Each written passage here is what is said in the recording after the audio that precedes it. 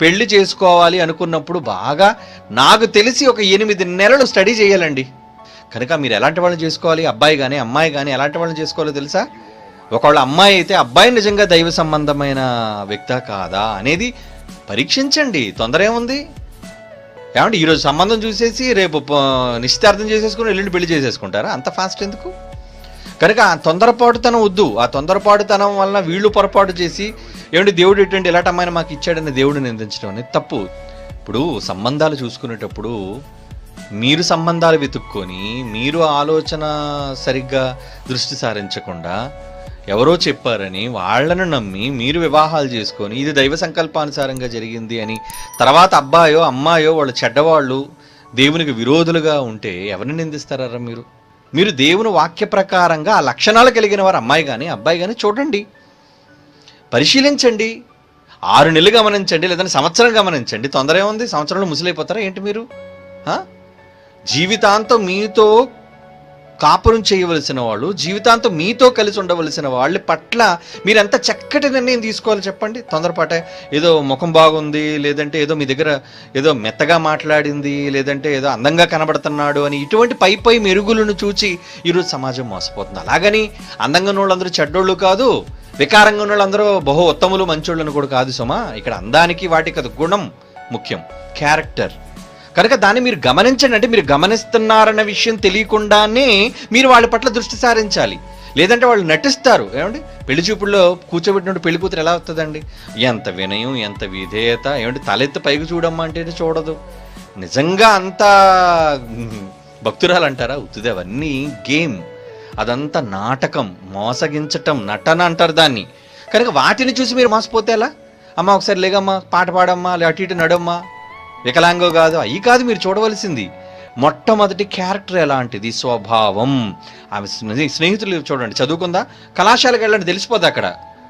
లేదా వాళ్ళ ఇంటి యొక్క ఇరుపక్షాలు 2-3 వీధులు అటు కానీ ఇటు కానీ ఎంక్వైరీ చెయ్యండి.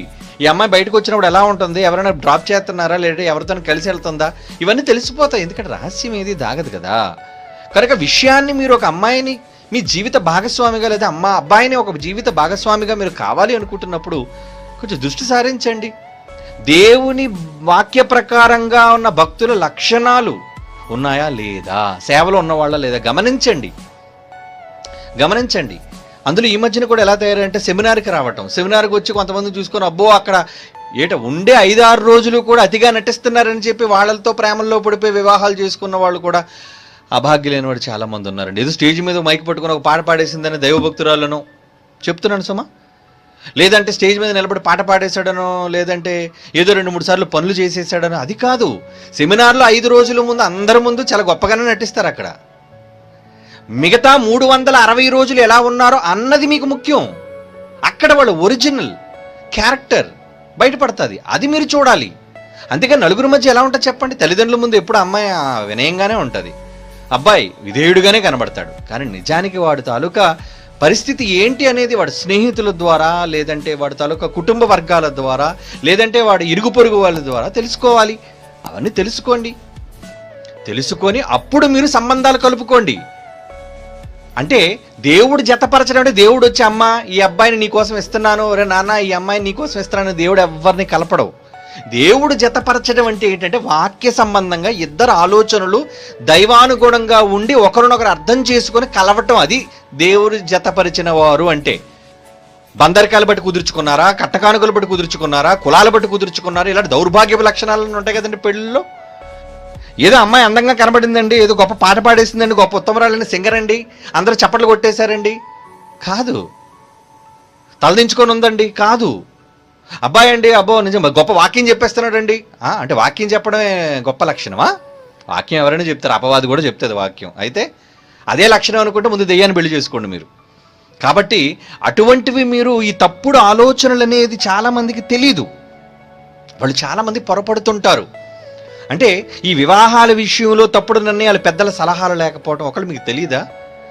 వాక్యంలో అనుభవజ్ఞులైన వారి దగ్గరకు వెళ్ళి అడగండి, సలహాలు అడగండి. అయ్యా నేను పెళ్లి చేసుకుందాం అనుకుంటున్నాను, ఎలాంటి అబ్బాయి అయితే బాగుంటాడు అంటే నాకు చాలామంది సంబంధాల కోసం చెప్తుంటారండి, కానీ నేను ఎవరి కోసం నేను చెప్పడానికి ఇష్టపడను. ఎందుకంటే వాళ్ళ కోసం నాకు తెలిస్తే కదా. ఏమని నేను రికమెండ్ చేయను? ఏమని చెప్పి నేను జత కలిపే కట్టేమని చెప్పాలి చెప్పండి?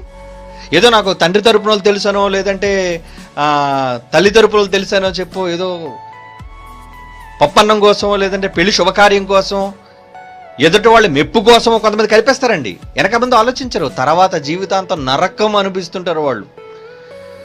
గయ్యాలులైన భర్తలు దొరుకుతుంటారు, గయ్యాలులైన భార్యలు దొరుకుతుంటారు, చాలా ఇబ్బంది పెడుతుంటారండి. నరకం. ఒక్కసారి ముడివేశారా, బైబిల్లో ఉన్నది ఏంటంటే మరలా కటింగ్ అనేది జరగకూడదు. కనుక ఒక్కసారి జీవితంలో తీసుకునే నిర్ణయం, డెసిషన్ కాబట్టి చాలా జాగ్రత్తగా ఆలోచించి సంవత్సరాలు పట్టినా పర్వాలేదు, కానీ మంచి నిర్ణయాన్ని మాత్రమే మీరు తీసుకోవాలి. పెళ్లి కాని వాళ్ళు సుమా అయిపోయిన సంగతి వదిలేయండి, ఏం చేయలేము.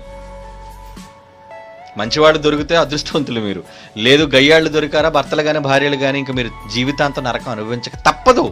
కనుక ఏదో తల్లిదండ్రుల మాటకు విధేయులు అయిపోయో, లేదంటే ఎవరో చెప్పారని, ఎవరో సిఫారసు చేశారని దొంగ సిఫారసులు చెప్పకండి, వినకండి, మోసపోతారు. బాగా గమనించండి.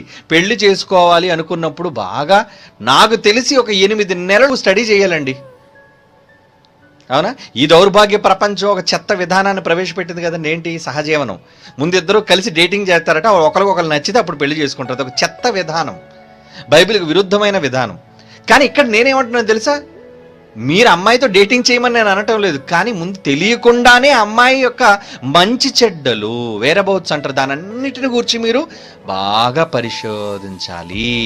తల్లిదండ్రుల గురించి చూడాలి, ఇంట్లో పరిస్థితులు ఏంటో ఆలోచించాలి. ఎందుకంటే మీ ఇంటికి వస్తుంది, ఇంటికి వచ్చేటప్పుడు అమ్మాయి ఎలా ఉండాలి, లేదా మీరు వెళుతున్నారు ఆ ఇంటికి, ఆ ఇంట్లో వాళ్ళు ఎలాంటి వాళ్ళు, అవి కూడా మీరు ఆలోచించాలి కదా. ఇవన్నీ ఆలోచించి అప్పుడు వాళ్ళు వాక్యానికి కుదిరిన వాళ్ళు అయితే, అది మీ దగ్గర బైబిల్ ఉంది కదా, డిక్షనరీ. అది ఒక వ్యక్తి ఎలా ఉండాలి, ఒక స్త్రీకి ఎలా ఉండాలి, భార్యకు ఉండవలసిన లక్షణాలు ఏంటో బైబిల్ చెప్పింది. చూడండి, వెతకండి. భర్తకు ఉండవలసిన లక్షణాలు ఏంటో అనేది బైబిల్ చెప్పింది, వెతకండి. ఇవేమీ వెతకరు, ఎవరో చెప్పేశారు, రికమెండ్ చేసేసారు, మేము పెళ్లి చేసేసుకుంటామండి. ఆ తర్వాత ఎవరి మీద పడిపోతారు చెప్పండి, ఎవరిని నేరస్తులుగా చేస్తారు చెప్పండి. తప్పు మీది. మీరు తప్పు చేసి దేవుడిని నిందిస్తారేంటి, వ్యక్తులను నిందిస్తారేంటి? తప్పు. కాబట్టి కనుక నాన్న చాలా జాగ్రత్తగా పెళ్లి విషయంలో మంచి నిర్ణయాన్ని మీరు తీసుకోవాలి. తొందరపడు ఏమండి, రాంగ్ స్టెప్ అనేది లైఫ్ లో ఎప్పుడు తీసుకోకండి. అందుకే లవ్ ఫెస్ట్ ఫస్ట్ సైట్ లో మ్యారేజ్ అనేది చేసుకోకుండా ముందు ఒక ఇన్వెస్టిగేషన్ చేయండి. ఇతడు నన్ను చేసుకుంటానంటున్నాడు, ఇప్పుడు నా కళ్ళు బాగున్నాయి, నా పడవరస బాగుంది, నా వర్చస్సు కలర్ బాగుంది, నేను చాలా బ్యూటిఫుల్ గా ఉన్నాను, కనుక నువ్వు లేకపోతే బతకలేనంటాడు. అలాగ అన్నాడు పెద్ద వెధవని అర్థం. కనుక ముందు నువ్వు వాడిని ఏం చేయాలి, ఇన్స్పెక్షన్ చేయాలి. అమ్మ బాబు చూసేశారు, ఏ చేసేసుకో, మెడలోంచి అమ్మ తాళి కట్టేస్తాడంటే ఎలా ఒప్పుకుంటావు నువ్వు? వాడు ఎలాంటి వాడు, మంచివాడా కాదా, ముందు నన్ను కోరుకుంటున్నాడా, శారీరకంగా కోరుకుంటున్నాడా, లేకపోతే జీవితాన్ని పంచే భాగస్వామిగా కోరుకుంటున్నాడా, అవన్నీ నువ్వు టెస్ట్ చేయాలి. లోకమందు చాలా మంది దేవుని పిల్లలు ఉన్నారు, భక్తులు ఉన్నారమ్మా, వాళ్ళ గురించి వెతకాలి. ఈ కట్నాలని కానుకలని డబ్బు ఇచ్చేస్తారని డబ్బు కోసం కక్కుర్తి పడిన సన్నాసులు ఎంతో మంది ఉన్నారమ్మా. ఆడపిల్లకు జాగ్రత్తగా ఉండండి వెళ్ళేటప్పుడు. బయటకు మాత్రం మెత్తగా కనబడతాడు తాచిపోవాడు, అలాగే బయటకు మాత్రం మెత్తగా కనబడతాడు పెళ్లి కూతురు పొడపాం. కనుక నాయన పెళ్లి చేసుకునే ముందు జీవితాన్ని పంచే ముందు వీళ్ళందరూ ఎలాంటి వాళ్ళు కనిపెట్టరు కదా నాయన. బయటకు మాత్రం చూడు, పెళ్లి కూతురుని తీసుకురాగానే బురదించుకొని ఉంటుంది, పైకి ఎత్తదు, ఆ తర్వాత ఇన్ని మింగేస్తాడు మడం వరకును. అందువలన ఆడదాన్ని కానీ మగవాడిని కానీ పెళ్లి చేసుకునే ముందు వీళ్ళు మంచోడా కాదని ఇన్వెస్టిగేషన్ చేయండి, గమనించండి. అందులో ఈ మధ్యన కూడా ఎలా తయారంటే సెమినార్కి రావటం, సెమినార్కి వచ్చి కొంతమంది చూసుకొని అబ్బో అక్కడ ఉండే 5-6 రోజులు కూడా అతిగా నటిస్తున్నారని చెప్పి వాళ్ళతో ప్రేమల్లో పడిపోయి వివాహాలు చేసుకున్న వాళ్ళు కూడా అభాగ్యులైన వాడు చాలా మంది ఉన్నారండి. ఏదో స్టేజ్ మీద మైక్ పట్టుకుని ఒక పాట పాడేసిందని దైవభక్తురాలను చెప్తున్నాను సుమా, లేదంటే స్టేజ్ మీద నిలబడి పాట పాడేశాడనో, లేదంటే ఏదో 2-3 సార్లు పనులు చేసేసాడనో, అది కాదు.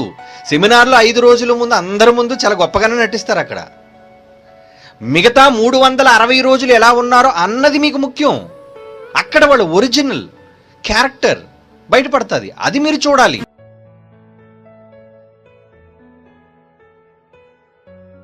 దేవుని గూర్చి చెప్పిన దేవుడే తన కొరకు ఆనాడు చెప్పాడు యేసే గదా, తన కొరకు ప్రతిరోజు చెప్పాలి నీవే గదా. తన కొరకు నువ్వు చెబితే దైవానివే, తన గూర్చి నువ్వు చెబితే దైవానివే. నీ కొరకు చూశాడు ఆ దేవుడే, నీ కొరకు చూశాడు ఆ దేవుడే, నీ కోసమే